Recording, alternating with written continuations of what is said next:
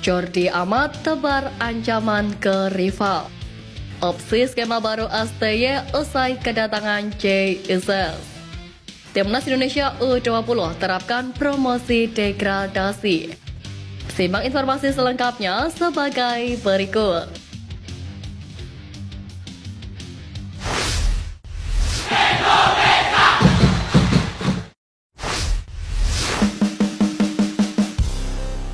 Telat gabung TC Timnas, Jordi Amat tebar ancaman ke rival. Meski telat gabung dalam pemusatan latihan di Turki, palang pintu utama Timnas Indonesia Jordi Amat tak segan menebar ancaman untuk lawan-lawannya di Piala Asia 2023. Sebagaimana diketahui, skuad Garuda merupakan tim dengan ranking FIFA terendah di grup D.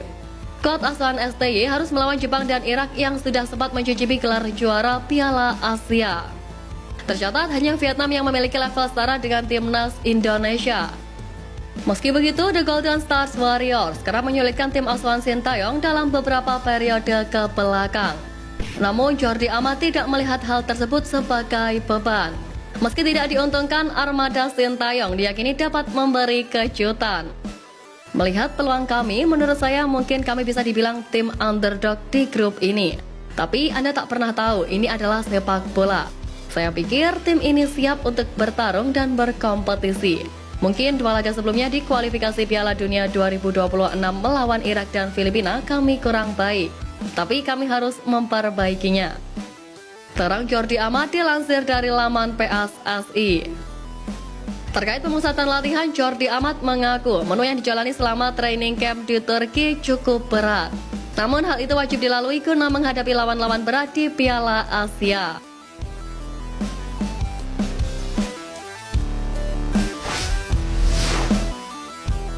Opsi skema baru STY usai kedatangan JIZ.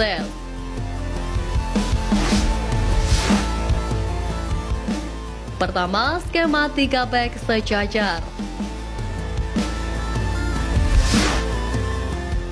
Di bawah asuhan Sintayong, Timnas Indonesia memang lebih banyak bermain menggunakan pakem 3 back sejajar, baik itu dalam skema 3-4-3, 3-5-2 ataupun variasi-variasi lainnya. Dengan skema ini, JIZ bisa mengisi posisi back tengah. Dia bisa saja diplot untuk menggantikan Jordi Amat yang bisa didorong sebagai gelandang, sehingga ditemani oleh Elkan Bagot di koridor kiri dan Rizky Ridho di kanan. Selain itu, JIZ juga biasanya menempati back tengah sisi kanan. Oleh karena itu, dia bisa saja menggantikan Rizky Ridho untuk mengisi komposisi 3 back sejajar bersama Jordi Amat dan Elkan Bagot.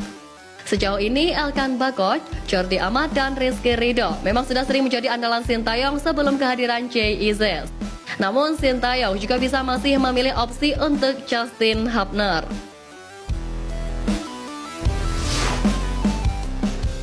Kedua, format 4 back.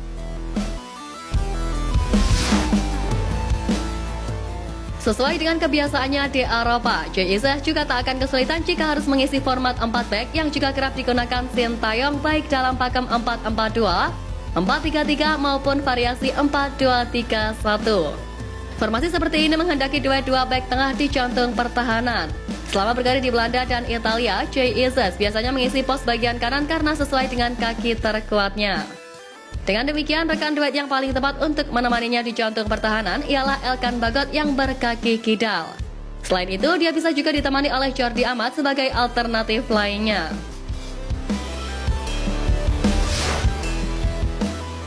Ketiga, alternatif lini tengah.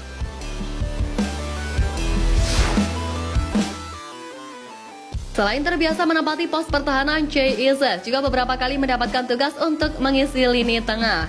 JIZ kerap bertugas sebagai gelandang bertahan, terutama ketika bermain untuk ke Ahead Eagles. Jika Sintayong ingin memaksimalkan potensi pemain kelahiran 2 Juni 2000 ini di lini tengah, ada beberapa opsi yang bisa digunakan. Dalam skema 4-2-3-1, JIZ bisa bertugas sebagai Ricky Kambuaya sebagai double pivot. Kemampuan JIZ dalam membaca permainan bakal sangat penting untuk mengisi peran semacam ini.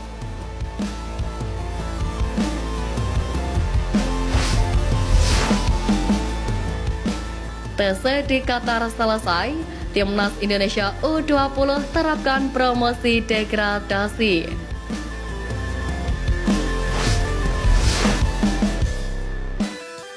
Kabar menarik datang dari pelatih Timnas Indonesia U20 Indra Syafri. Usai bakal mengumumkan pemain yang lolos ke pemusatan latihan atau TC tahap berikutnya setelah training camp di Qatar selesai. Sebagaimana diketahui, training camp di Qatar ditutup dengan sesi pertandingan internal. Pada pertandingan internal itu, Timnas U20 dibagi dua tim, jersey merah dan putih. Tim jersey merah menang 1-0 lewat gol Hugo Samir. Selanjutnya, tim pelatih Timnas Indonesia U20 akan melakukan promosi dan degradasi pemain. Dikutip dari situs PSSI, TC Timnas Indonesia U20 akan dilanjutkan di Jakarta. Dalam TC di Jakarta, Indra Syafri akan memanggil sejumlah nama baru. Pemusatan latihan di Jakarta sendiri rencananya akan berlangsung lebih lama, yakni sekitar 1 bulan, mulai dari 30 Desember sampai 28 Januari 2024 mendatang. Alhamdulillah, TC di Qatar kita akhiri dengan internal game. Dan kami akan melakukan evaluasi dengan tim pelatih. Nanti kami akan umumkan siapa yang akan lanjut di TC tahap kedua. Ucap Indra Syafri.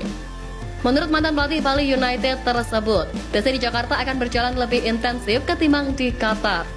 Indra pun berharap PSSI bisa mencarikan lawan tanding yang sesuai kebutuhan selama TC di Jakarta nanti. Saat ini Timnas Indonesia U20 sedang dalam persiapan Piala AFF U19 dan kualifikasi Piala Asia U20 2025. Sebelumnya, Timnas Indonesia U20 juga menargetkan lolos ke Piala Dunia U20 2025 nanti.